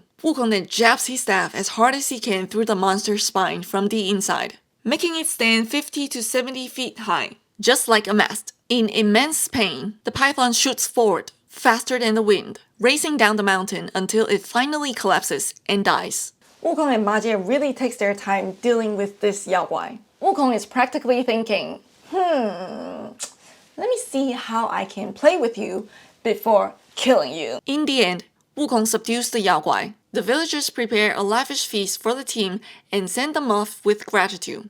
Let's move on to scene number 16. Scene number 16. The yaoguai who has the strongest nepotism in the book, the Rock. This story revolves around a yaoguai with the strongest nepotism connections in the entire book. The location setting for this story is the Lion Ridge, a location allegedly cut from Black Myth Wukong due to budget constraints, though game science is rumored to include it in the DLC. The pilgrimage team arrives at a mountain called Lion Ridge. Wukong and Bajie ask an old man who happens to pass by about the area, and they learn from him that the yaoguais living in the lion's cave have tremendous power. The old man explains, if those evil spirits send a letter to Vulture Mountain, the 500 Arthats all come out to meet them. Alright, let me explain what Arthat is before I continue reading this paragraph. Arthat is one of who has gained insight into the true nature of existence and has achieved nirvana and has been liberated from the endless cycle of rebirth. To make it less confusing for you, you just need to remember, Arthats are good people who has been liberated from the endless cycle of rebirth and now lives on Mount Lingshan where the Buddhas are. Let's get back to the paragraph. The old man says, If they send a note to the heavenly palace, the 10 bright shiners all turn out to pay their respects. The dragons of the 4 oceans were their friends, and they often meet the immortals of the 8 caves. The 10 kings of the underworld call them brothers. The local gods and city gods are good friends of theirs. Well, dang, who are these yaoguais? They can call up our heads and gods just by sending out a letter? And why would the god even agree to help yaoguais? Not only that, but when Bajie presses the old man for more information, he learns that there are 3 yaoguai chiefs, and they command a massive army of 47,000 to 48,000 little yaoguais. All they do is eat humans. With an army this huge, they must have eaten countless people, right? That's correct. And that's exactly why the Lion Ridge is the scariest location in the book. This is the description of the entrance of the Lion Cave. Hills of skeletons, forests of bones, human heads and hair trampled into felt, human skin and flesh rotted into mud, sinews twisted round trees, dried and shining like silver. Truly there was a mountain of corpse, a sea of blood, an unbearable stench of corruption. The little devils to the east sliced the living flesh of human victims. The evil demons to the west boiled and fried fresh human meat. All these yaoguais out here chilling like, hey, what are we having for dinner? Hot pots with some human slice? Anyway, Wukong enters the lion cave and encounters the 3 yaoguai chiefs, the blue-haired lion monster, the ancient yellow-tusked elephant, and the 10,000 miles of cloud rock. And yes, that's the rock you see in the animation. Wukong goes in to gauge the power of these 3 yaoguais. He's doing a recon on his enemies. He gathers the intel, but he also gets captured twice while in the cave. During the second capture, the lion swallows him and refuses to let him out. Well, a monkey's gotta do what a monkey's gotta do to break free. So Wukong starts kicking and punching the lion's belly from the inside and says, my boy, you could save yourself by calling me daddy. Actually, grandpa. Grandpa, that's better. And the yaoguai cries, Grandpa, Grandpa, I was wrong. Spare me. If you do, I'll escort your master across the mountain. Here's a cultural lesson. In China, if you want to assert dominance, you want to show your power over someone, you can say 我是你爸 or 我是你爸爸, meaning I'm your dad or I'm your daddy, as a way of establishing power. It's not sexual. You could also say 我是你大爷, meaning I'm your grandpa, which asserts even more dominance because of the seniority. That is why Wukong asked the yaoguai to call him grandpa. But the phrase I'm your dad is more common. If you want to insult someone, you can say 你是个孙子, meaning you're a grandson. And as for the phrase I'm your daddy, yes, it can have a sexual context. Happy? Though it is not as common as in the West. Maybe I'll make a separate video on that. Now, let's get back to Wukong sparing the lion's life. The lion agrees to escort Tang Sanzang across the mountain, and Wukong leaves his belly and departs. But the elephant refuses to help them, and even attacks Wukong and Bajie, eventually kidnapping Bajie. Wukong later rescues him and defeats the elephant. At this point, the rock suggests, you know what, let's just escort them across the mountain. And to my place. The rock doesn't live in the lion cave. He resides in the capital of a country called Liaonia. So, the yaoguai escort the pilgrimage team there. When the team arrives in the city, Wukong is so alarmed by the sight of the city that he fell over and is unable to rise to his feet. Do you know why someone of his great courage is so frightened by what he sees? Because he sees a very evil atmosphere hanging over the entire town. The place is absolutely crawling with yaoguais. Why? Well, that's because 500 years ago, the rock ate the king of the country, the civil and military officials, and everyone else in the city. He seized control of the country, and now only yaoguais live in the capital. Back to the story. The entire pilgrimage team gets captured and is placed in a giant dim sum steamer. Later, Wukong manages to escape. The yaoguais then spread a rumor that Tang Sanzang has died, hoping it'll make Wukong give up and stop coming back for him. Wukong believes this rumor and he is heartbroken by this. He blames the Buddha for having nothing better to do in his paradise than make scriptures. He thinks, yo, if Buddha really wanted to convert people, He should have just FedExed those scriptures to the east instead of sending them to the west, which ultimately cost Tang Sanzang's life. Wukong flies off to Mount Lingshan to find the Buddha, crying as he tells him what happened. The Buddha just smiles and says, "Hey, it's okay. Don't upset yourself. You can't beat those yaoguais. Their powers are more than you can handle. And, actually, I know those yaoguais." Wukong's like, you what? Oh, I've heard people say those yaoguais are relations of yours. The Buddha replies, wicked monkey, how could a yaoguai be any relation of mine? The Buddha then explains that he knows these yaoguais because the lion and the elephant have masters. They are Bodhisattva Manjusri and Bodhisattva Samantabhadra. Just to clarify, these two bodhisattva having yaoguais as pets is unique to this book, so don't confuse it with Buddhism in general. Then the Buddha says about the third yaoguai, yeah? Well, actually, he kind of is related to me. You see, when the primal chaos first separated the heavens, the phoenix is the most senior of the birds that fly. When the phoenixes combined their essential spirits, they gave birth to the peafowl and the great rock. The peafowl once ate me. Well, I didn't want to get out of her butthole, so I cut my way out through her backbone. I would have killed her, but all the Buddhas convinced me otherwise. They said to kill the peahen would have been killing my own mother. So I kept her at Mount Lingshan and made her the great illustrious peahen queen Bodhisattva. And you know, the great rock was born of the same mother as she was.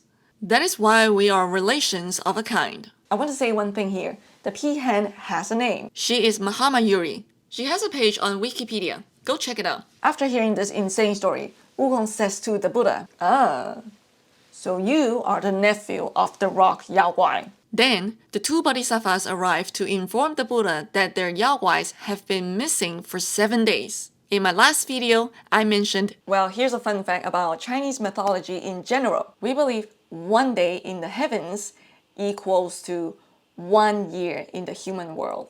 That is still true.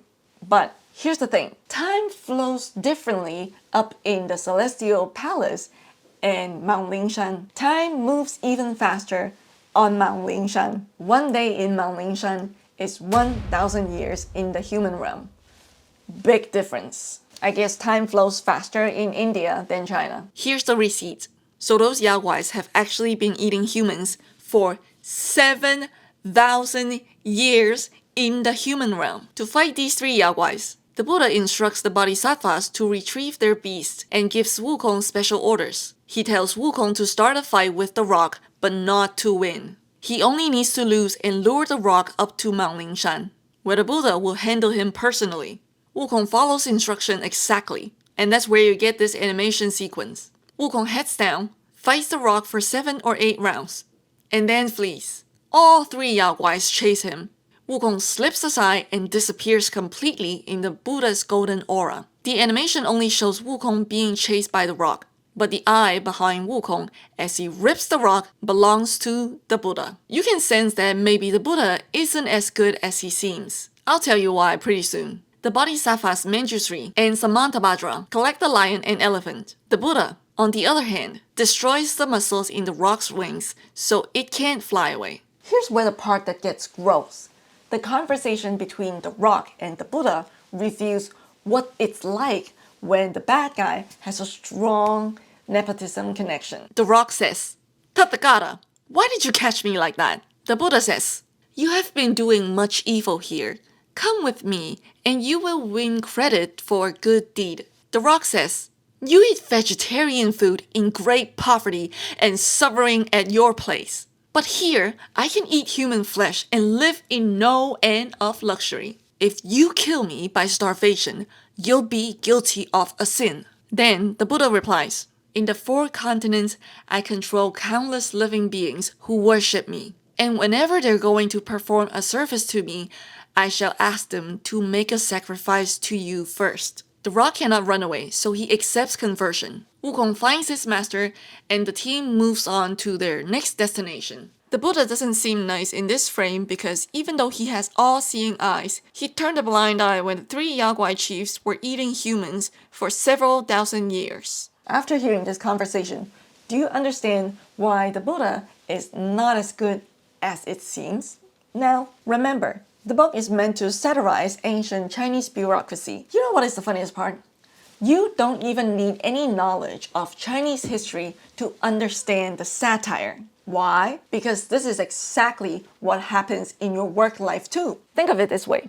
The pilgrimage team is a department in a company. Wukong, representing you, is the highest performer of the team. Bajie is that coworker who occasionally talks behind your back to the manager, always complaining, never really contributing, constantly ducking out when things get tough, yet quick to claim credit for your work. Sandy is a diligent, honest worker who only focuses on his part, but is really low profile that sometimes you forget he's even there. Tang Sanzang, the manager, has poor judgment and doesn't know how to recognize or use talents effectively. And the gods and the Buddha?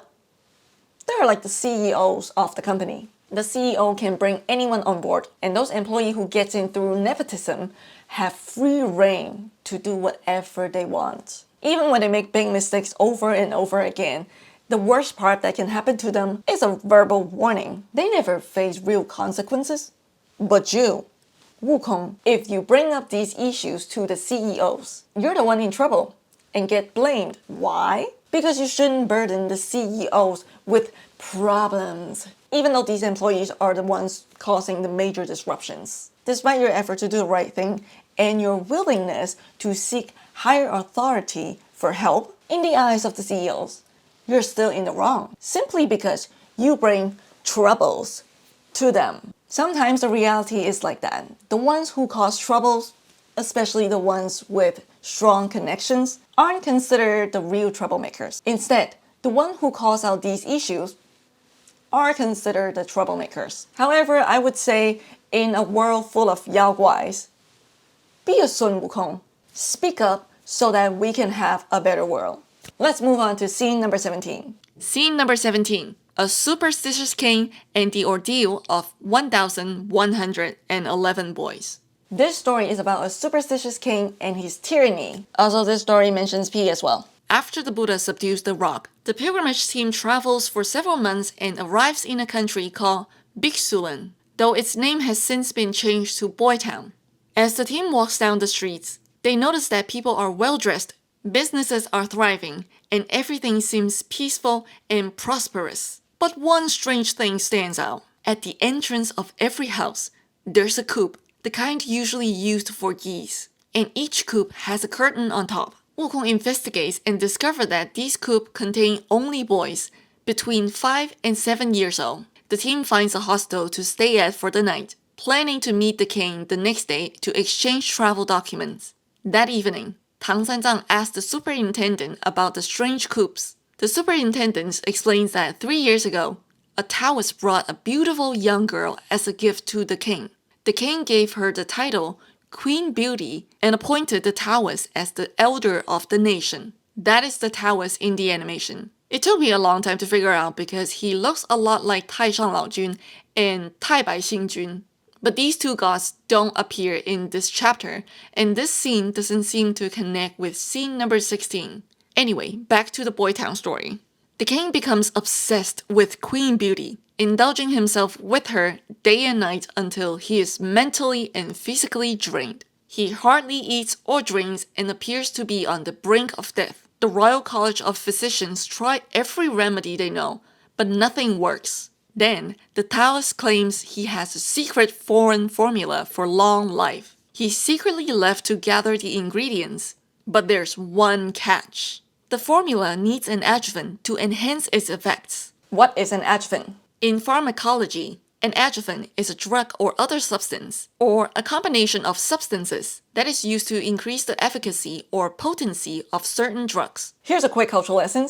In Chinese, we call it 药引子. The term is commonly used in traditional Chinese medicine. Common 药引子 include herbs, wine, citrus peel, and other typical ingredients. But back in ancient times, when emperors were desperately seeking remedies or the secrets to immortality, they often turned superstitious, willing to use anything, no matter how repulsive, as 药引子. For example, female virgins' menstrual blood, or as in the story of Boy Town, the hearts of 1,111 little boys. The Taoists claim that if the king consumes this formula, he'll extend his life by 1,000 years. That night, Wukong summons many gods and asks them to help move the boys in the coops over the city wall into a mountain hollow or somewhere else deep in the forest for a day or two. He plans to defeat the yaoguais, the Taoists, and the queen, and persuade the king to mend his ways before returning the children. The next day, Tang Sanzang meets with the king and the Taoist. While Wukong transforms into an insect and follow along, the Taoist mocks Tang Sanzang and ridicules Buddhism, with the king and other officials chiming in. Wukong whispers to Tang Sanzang that the Taoist is a yaoguai, urging him to return to the hostel while he investigates further. When the king discovers that all the boys in the coops have vanished, he panics, fearing this is his retribution. The Taoist reassures him, suggesting that using Tang Sanzang's heart as Yao Yinzi would be far more effective.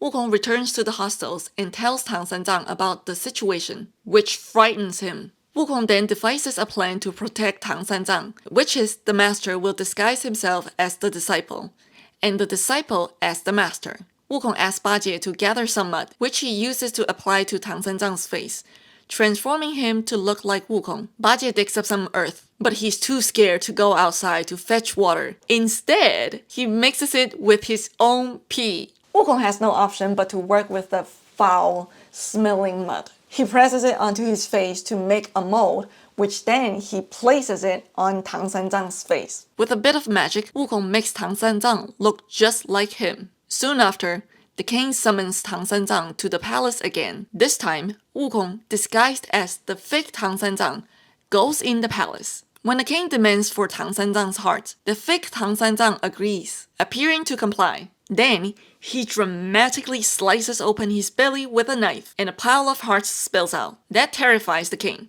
Wukong can't hold back any longer. He reverts to his true form and fights the Taoist. The Taoist is no match for Wukong, so he flees and takes the queen with him. The king finally realizes that both the Taoist and the queen are yaoguais. Later, Wukong and Bajie chase after them, fighting the Taoist fiercely. Realizing he's losing, the Taoist tries to escape, but the Star of Longevity from the southern pole of heaven appears just in time to capture him. It turns out that the Taoist is actually the messenger for the Star of Longevity, and his true form is a white deer. Bajie then kills the queen, revealing her true form as a fox. And she is the daughter of the white deer.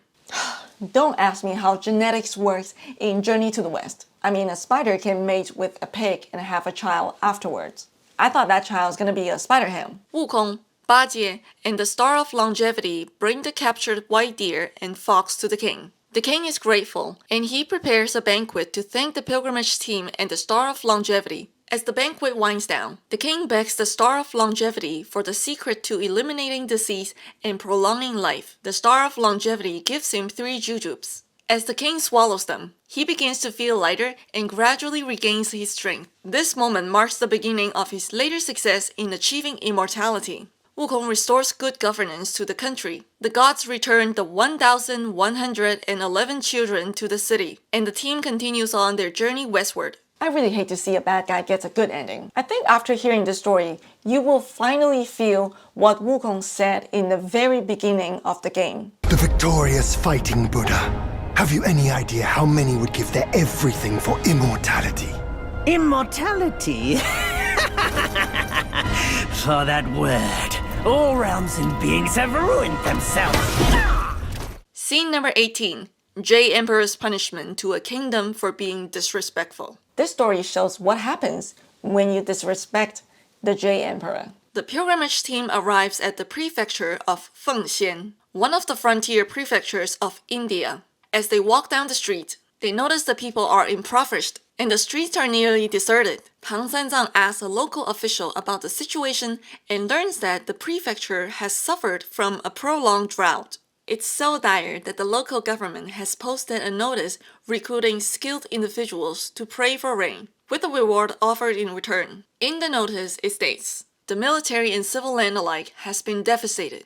The rivers have dried up and the ditches are empty. There is no water in the wells, and the springs have stopped flowing. While the rich are barely managing to stay alive, the poor cannot survive. A bushel of wheat costs 100 pieces of silver. A bundle of firewood costs 5 ounces. Girls of 10 are being sold for 3 pints of rice. Boys of 5 are given to whoever will take them. Because the city dwellers fear the law, they pawn their clothes to buy necessities for survival. But in the countryside, thugs rob and eat people in order to live. You hear that correctly. The prefecture of Fengxian is in such severe state that some people have to eat people to stay alive. After hearing this, Wukong says summoning rain isn't difficult and that he can make it rain. The officials, upon hearing this, immediately reported to the Marquis, who quickly came to the streets, bowing low to beg the pilgrimage team for help. If you've been following along with this video, then you already know who to call for help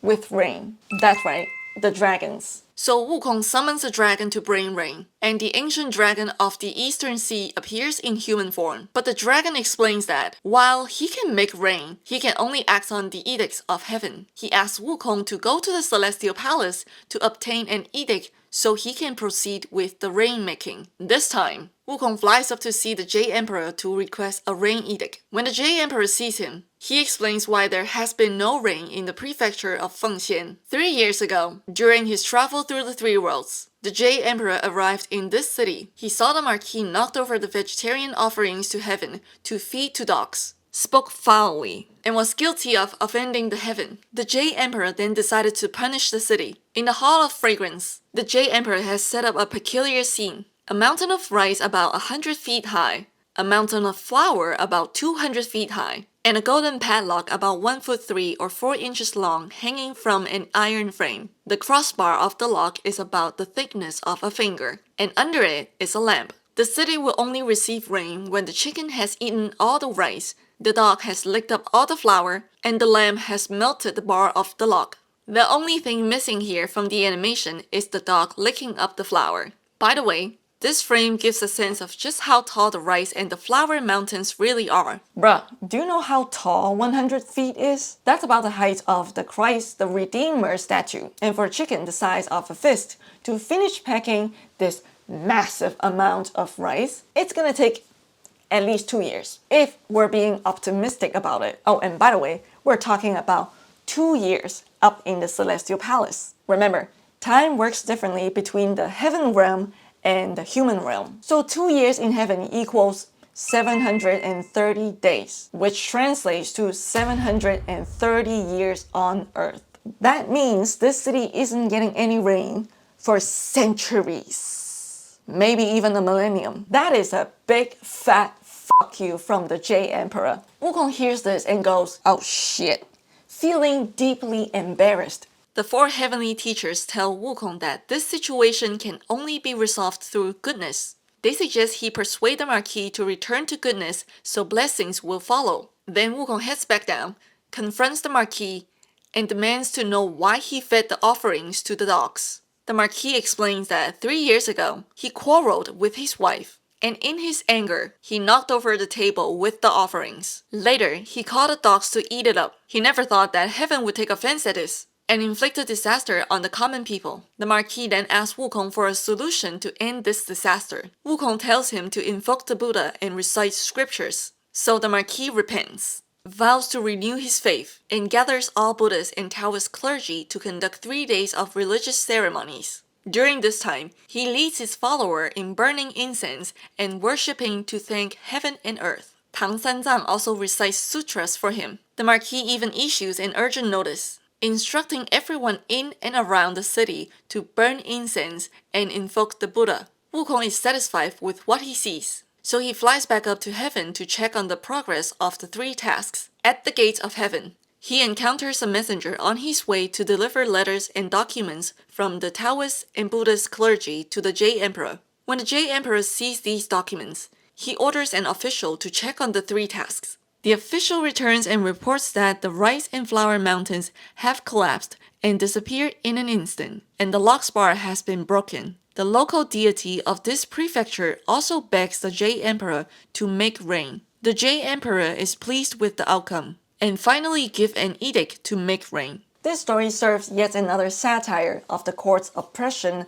of the common people in ancient China. Have you picked up the pattern in this book yet? The closer the team gets to Mount Lingshan, the sacred destination, the more yaoguais they encounter. And these yaoguais grow increasingly powerful with ever stronger connections. Along the way, the kings become more and more asinine. Scene number 19. The last ordeal before completing the journey. The whole mission of Journey to the West is to retrieve scriptures from India, and the team finally gets them at the Thunder Monastery on Mount Lingshan. The 8 Vajrapanis escort the pilgrimage team back to China. When Guanyin reviews the account of Tang Sanzang's ordeal in this journey, she notices one ordeal is missing. There should be a total of 81 ordeals. Hey, the math is not adding up. So Guanyin says, hey, somebody better go tell those Vajrapanis to come up with one more ordeal. So, the protector heads east on the clouds, catches up with the 8 Vajrapanis, and quietly informs them of the situation. Upon hearing this, the 8 Vajrapanis stop the wind and drop the pilgrimage team, horse, scriptures, and all, to the ground. The team lands on a sandbank by the River of Heaven. As the team discusses what to do next, a white soft-shell turtle calls out to them. This turtle met the team a long time ago. His first debut in the book is in chapter 49. Which is between scenes number 11 and number 12. The second and the third episodes of the sequel are about chapter 49, where they mention how the pilgrimage team met the turtle. The first time they met, the turtle helped the team cross the River of Heaven, the same river as in this scene. When they land safely on the other side, Tang Sanzang says to the turtle, I have put you to a great effort, but I have nothing I can give you. I shall have to express my gratitude when I come back with the scriptures. The turtle replies, There is no need for any presents, but I beg you, venerable sir, to ask the Lord Buddha on my behalf when I will be rid of this shell and be able to take human form. Tang Sanzang assures him he'll ask the Buddha. Fast forward to their second meeting at the River of Heaven. The turtle greets the team and helps them cross the river once again. While crossing, he brings up the favor he asked of Tang Sanzang all those years ago, asking if he remembered to ask the Buddha about his request. Guess what? Tang Sanzang has completely forgotten about the whole thing. He didn't ask the Buddha. So he sits on the turtle's back in awkward silence, daring not to lie. He remains quiet for a long time, giving no response. The turtle realizes that Tang Sanzang failed to ask on his behalf. He gives a shake of his head and submerges with a loud splash, dropping everyone, horse, scriptures, and all, into the water. The turtle is like, man, get off my back. I've helped you guys twice, and you couldn't do this one thing for me, huh? And that's the team's final ordeal. Scene number 20. The pilgrimage team gets their reward on Mount Lingshan for finishing the journey. The 8 Vajrapanis escort the team back to the city of Chang'an in China. Tang Sanzang introduces his disciples to the emperor, hands over the scriptures, and then the 8 Vajrapanis return to bring the pilgrimage team back to Mount Lingshan to meet with the Buddha. The Buddha announces that the Journey to the West mission is complete, and he calls the team together to give each of the 5 pilgrims a new job. Yes, 5 pilgrims. The horse is part of the team. Did you forget about him? Just like the animation studio forgot about him in this animation, where's the horse? I demand justice for the horse. He did a lot of the legwork. When the Buddha assigns the pilgrims their new jobs, he starts by recounting each of their past offenses before granting them their titles. Out of the 5, Wukong has committed the worst crime, the infamous crash of the Celestial Palace. But now, having completed the entire journey, he is made the victorious fighting Buddha. And yes, there are actual statues of the victorious fighting Buddha in real life. Alright, that's the end of story time. Let's talk about the differences between the book and TV shows for Journey to the West. Would I recommend you to read the book or watch the TV shows? Well, think of it like a rap song. There's the clean version for radio, and then there's the explicit version for fans who want the original flavor. It's the same for Journey to the West. The TV shows are made to be family-friendly for broadcasting, so they're great for anyone who wants an easy way to enjoy this classic Chinese literature. But if you want the raw, the original flavor, the explicit version, go for the book. What do I mean by explicit? Alright, let me give you an example. In this part of the book, Sun Wukong disguises himself as a human monk to trick a female mouse yaoguai who is trying to seduce him before killing him. Here's what happens right after Wukong responds to her seduction. Why don't you have a read at it? You can pause and read.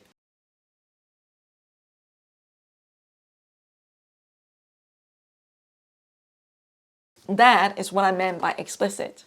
You cannot air this scene on television. Now, let's talk about different TV adaptations and monkey form martial arts. Reading book is good for you. There are many TV adaptations of Journey to the West, but in my opinion, there's only one right answer to the question, the 1986 version. It's the GOAT, but it is not my favorite. I'll get to that part later. Yes, the special effects for the 1986 version is dated, but it is by far the most accurate adaptation to the book, even though they made it family friendly.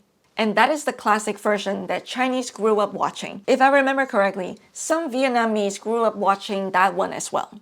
And most important of them all, it is available on YouTube with built-in English subtitles. For us Chinese, we love this show because, reason number one, it represents our childhood. You know the theme song? Da da da da da da da da do do do do do do do do do. Yeah, that song. That is the sound of summer and the sound of childhood. Reason number two, the actor who plays Sun Wukong is an amazing actor who actually knows martial arts. And because of that, to this day, he is still the best actor to play Sun Wukong. His name is Liu Xiaolingtong. Look him up. Now, you might be wondering, well, how good is he? Okay, here's a quick explanation.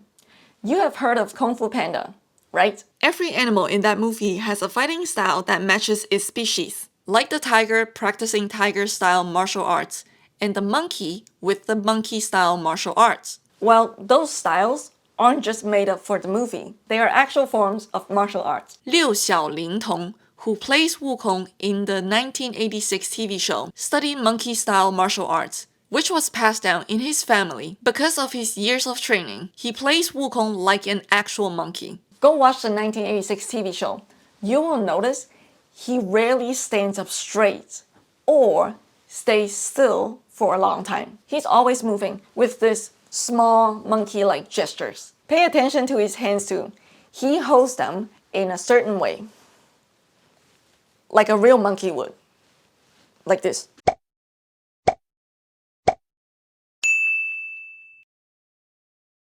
As for my personal favorite adaptation, that would be the 1996 version of Journey to the West. Southern Chinese speakers of Cantonese or even some Malaysian Chinese probably grew up with this version. It's a Hong Kong production, so the actors speak Cantonese instead of Mandarin. 識講粵語嘅靚仔靚女睇過呢套劇嘅舉下手啊，好嗎？ The 1996 version of Journey to the West is only season 1 of a 2-season production. Season 2 was released in 1998. But due to some drama, they changed the actor for Sun Wukong. This actor, Benny Chan, was new at the time, so he didn't play Sun Wukong as well as Dickie Chen. However, he went on to play a phenomenal and handsome Nezha in a different drama in 2001 called Gods of Honor, the TV adaptation of Investiture of the Gods, another popular Chinese fantasy novel from the 16th century. There are 4 reasons why I love the 1996 version. First, the show is hilarious, with a much lighter tone compared to the 1986 version. Second, Bajie is so much funnier in this version, and he often roasts people and delivers punchlines. Third, the 1996 Tang Sanzang is much more likable than the 1986 Tang Sanzang. The 1986 Tang Sanzang feels like a manager, but the 1996 Tang Sanzang is more benevolent and feels like a teacher who is trying to guide his disciples and everyone he comes across to be good. The last and the most important reason, this version's Sun Wukong is incredibly handsome. I mean, just look at his face. He knows he's handsome. And not only that, Tang Sanzang is hella handsome too. This one for the girls. Growing up, kids either want to be Sun Wukong or be with Sun Wukong. So what if you have a crush on a monkey? Have you seen those monkey's face cards? Please, everybody is a simp for Wukong. I would recommend this show if 1. You already have some knowledge of Journey to the West since this version makes some drastic changes to the original story. and 2. You're able to read Chinese subtitles, ideally in traditional Chinese characters. Even though you can find it on YouTube, there are no English subtitles. And with all that, this video has come to an end. As the great sage is heading to his new chapter, so do I. It has been a great ride. Thank you all for your support, and I will see ya.